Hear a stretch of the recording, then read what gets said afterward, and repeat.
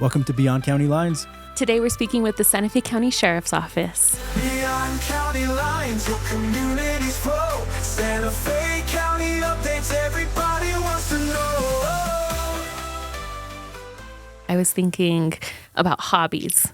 So tell us a little, please introduce yourselves and then tell us what your hobbies are when you're not serving and protecting our community. Oliver McCartney, Sergeant at the Santa Fe Sheriff's Office for training and recruiting. Hiking, camping, and just taking my dogs for walks. I love it. Well, if you haven't watched the show before, Daniel and I always talk about our dogs. Every single I've heard episode. about your dogs. So welcome to the dog family. Thank you for having us. My name's Sheriff Adan Mendoza. I'm the sheriff for Santa Fe County on my second term. I have about 2 years left, technically, now in January. But I don't know, I have a slew of hobbies, but if I had to pick out a few of my favorites, it would probably be spending time outdoors. My family has a ranch up towards Lindrith, New Mexico. We do a lot of, hunting and outdoor type activities out there with my family, my dad, my brothers, and anybody that wants to join. So that's one of my favorite things is spending time outdoors. So that's awesome. I really enjoy it. Well, it's hunting season. So did you put in for the lottery this year? I did, and I was somewhat successful. Not every, I didn't draw everything that I wanted, but, I got a little bit, so I'll enjoy that time. But, cool. Yeah. Well, I really like to go fishing a lot. I only gone like twice this year, which was a total bummer. But I feel you guys camping, hunting, fishing. It's a beautiful state to do it in. So my hobbies are actually what we're doing right now. I love filming. I love editing, audio, video. It's really, really my hobby. That's why I'm very fortunate to have this position at the county. Yeah, you're getting paid for it. So yeah. Now. Wait, I'm supposed to get paid? Oh, you're doing this for free. I talk about this every podcast as well. I'm like, I did some videos for the sheriff's office earlier. I'm not even joking. Every single podcast I mentioned it in. And that's kind of what I wanted to talk about, how great it was to film your staff. Just the camaraderie and working with them and seeing how close and how much they joked with each other and how serious they were when they needed to be was such a breath of fresh air. It really was. I came back to our office and I shared that with them, and I thought, I miss, because we were kind of close like that, but it's kind of spread out, and I really miss that part of our office. But it was a great tour. Yeah, I appreciate you saying that. The sheriff's office is like a big family, and there is a lot of camaraderie. They work together, they rely on each other, and so they're really great men and women that work at the sheriff's office, both deputies and civilian staff, and there's a lot of pride there. Tell us a little bit, what is a day in the life of a deputy? Yeah, so it depends what division you're in, really. Okay. We have multiple divisions. So a deputy could be in the courthouse, transporting inmates, sitting in court proceedings. And if you're on patrol, you could be responding to calls for service, helping the public, taking motor vehicle crashes, that sort of thing. And you could be a detective, investigating cases from patrol, working on homicides, whatever the case might be. You could be a warrant agent, looking for people who have warrants that we're looking for, particularly felony crimes. Or you could be in the civil division, which also encompasses the training and recruiting. Or you can have a position like me and just kind of be everywhere and do a little bit of everything. Yeah, I was very surprised going back to those videos on how many different divisions there were. It was great to see all the different things you guys do for the county. Yeah, and there's a lot of specialty teams, too, that our deputies take on the roles of. Some paid, some unpaid. Okay. And they also can get called upon to do those extra duties at any time. What's your current vacancy? 9. Post-COVID, we were in a total resource deficit, and we were trying to dig ourselves out. And I know our planning and recruiting division was doing the best that they could. We became so shorthanded that we had to move to a 12-hour shift in order to make sure that we were providing the services to the community. And that's difficult because deputies are working 12 hours. They're driving sometimes 45 minutes to work and then 45 minutes after work. So that's close to almost a 14-hour day. And that doesn't include if you get a late call at the end of the night that you have to stay over for an arrest, you have to book somebody in. And, that can add an hour or two. And, that's a long day. It's exhausting, and there's a safety aspect to it too, for being on the road and being up and alert and everything for that long. It's very difficult. So post-COVID, we were working with numbers anywhere from a vacancy rate of 20 deputies all the way up to 25 deputies, I think, or 26 was our highest number. And that was just recently, probably in May or June.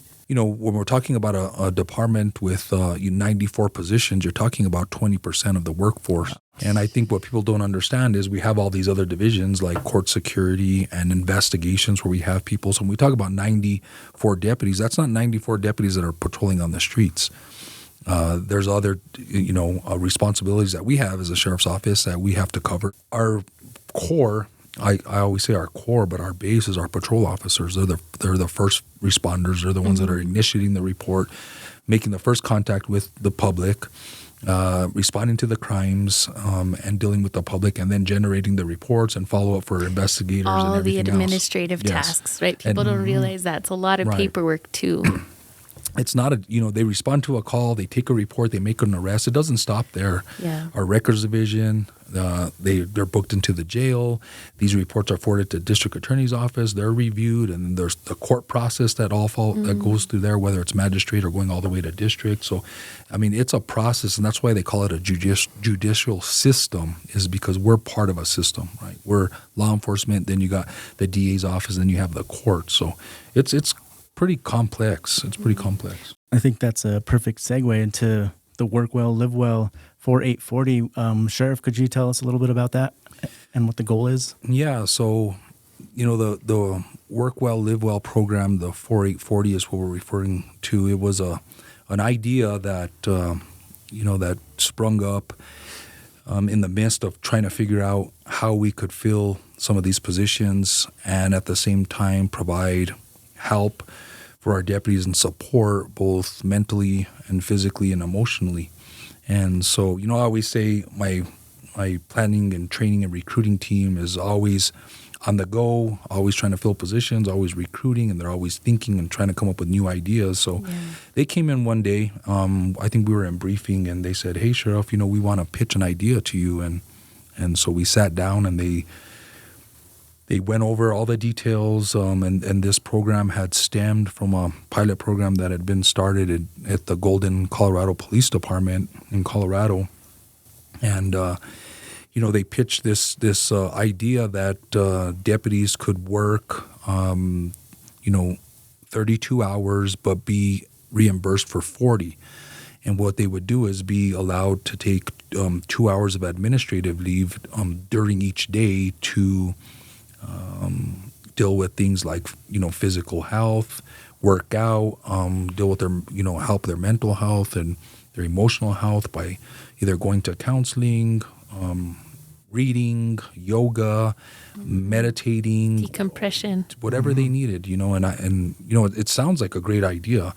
And, law enforcement has come leaps and bounds when it's when we're talking about mental health and wellness for officers, which was never really, it was kind of taboo to speak about.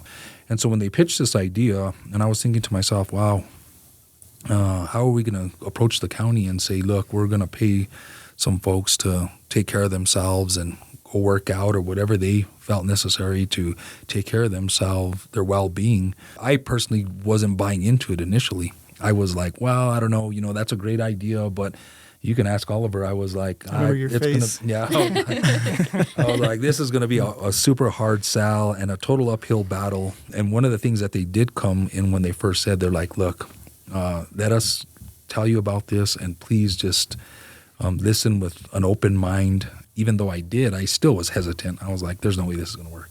And I even told them, do you understand how many hurdles, there's going to be on the way of trying to get this approved? And they were like, yeah, we do. We understand, but we're willing to do all the work, gather all the data, provide all the information, type up all the policies, approach, get buy-in from the deputies and from the staff, and they did it, and they did all the work. It wasn't, it was me as a figurehead or as the sheriff. I helped navigate different divisions to the sheriff. Through the county with working with the manager's office and HR and finance and timesheets and everything, the logistics of it. But they did all the hard work when it came down to this. And you maybe Oliver wants to touch on some of the challenges that they had and some of the things that maybe he remembers. Yeah, I think the hardest part was there's only one agency in the whole country that was doing it. And so to try to sway people to this new idea that, hey, cops can also work this type of schedule because of these reasons. Yeah. I think that was the hardest initial part, was just getting people to understand. And so you really had to go back into studying some of the issues with that law enforcement deal with on their personal side, with addiction issues, alcohol abuse, suicides is a huge thing that doesn't just fall on law enforcement. That's also fire, Right. and EMS, dispatchers. The divorce rate is significantly higher than your normal citizen. And you kind of look back to see, well, what's the reasoning behind that? And the sheriff touched on it before, is that up until recently, it's pretty taboo to talk about your mental health, because what would happen is you'd get put on leave and you lose your job potentially because you weren't fit mentally to do the position potentially. Wow. Or frowned on by your yeah. peers, frowned on by your peers Yeah. as weak or perceived as weak. I think this program, which is a pilot program, I want to emphasize that, Right. is going to be an underscoring the commitment that the county is making and its employees. We considered the fact that this pilot program has to provide two things. It has to provide for the wellness of our deputies, but it has to provide services to the public. And if it doesn't accomplish both of those things, then we may not move forward with this program.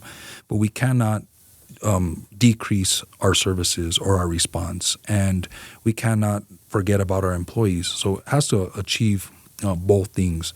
And I just want to make that clear, that that's not on the forefront of our minds. Back to our last question real quick, I would say the one thing that actually surprised me the most was how open the county actually was when it was actually presented to county manager or whoever it might be, that it wasn't as hard because we had done all the work prior to. That's awesome. But schedule-wise, it's a 6-month pilot program. We just began it Saturday, I believe it was. Yes.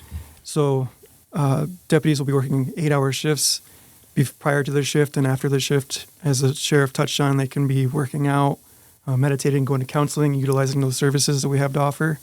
Or, in my case, if it's walking my dogs, if that's my stress reliever, Nice. at the end of the day, that's what I can do. But, we have almost the entire agency signed up on patrol to participate in the program. And, so far I'd say the results have been great, just hearing back from the deputies of how rested they feel the next day. Yeah. And our big thing, too, was, we had the foundation from Golden Police, but what we did, and I think what the county also assisted us doing, was making it better, taking what they had developed and making it a little bit better for the deputies. And I think that'll pay off in the long run for us. And we hope that we're the model for other agencies going forward. It's great that you're taking care of your current deputies, but also it seems like a huge incentive. I would, if I didn't love my job so much, I absolutely would apply. We're applying, by the way. You can apply. But yeah, it seems like such a huge incentive if it shows that it's successful in the 6 months. That was an immediate benefit right off the bat of kicking this off, and I think it's just going to get better. Yeah. I love it. Makes I think sense.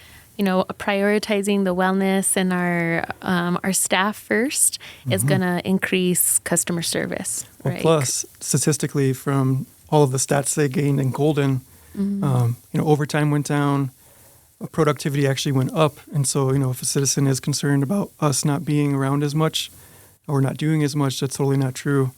The stats actually went up because the deputy or the officers up there were coming in rested and, ready to go for the next day. And so it's really doing the same or more, just with less time. That's awesome. Thank you guys so much for your time today. Thank you for having us. Thank you. Appreciate it. It was a great conversation. Thank you. Right. Okay, well, this is Beyond County Lines with Daniel and Olivia. Please subscribe to our podcast with Apple Podcasts, Spotify, and Amazon Music Perfect. and iHeartRadio. Thank you so much. Beyond county lines, your community's flow. Santa Fe County updates, everybody wants to know.